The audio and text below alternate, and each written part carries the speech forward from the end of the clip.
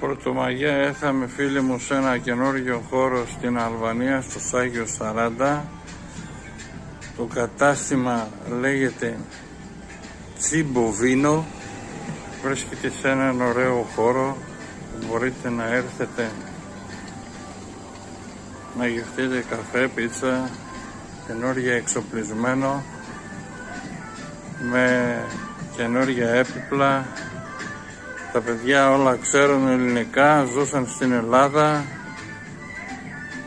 και μπορούν να σας εξυπηρετήσουν πολύ καλά, με χώρο προσεγμένο, με φοβερή θέα όπως βλέπετε.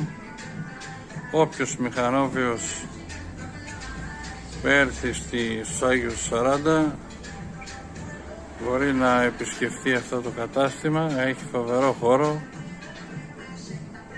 Απλά ήρθα, μας υποδεχτήκανε καλά και είχα την ευχαρίστηση να κάνω αυτό το βίντεο.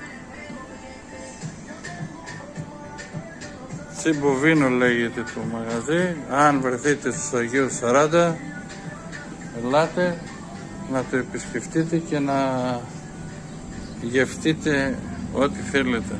Γεια σας από τους Αγίους 40.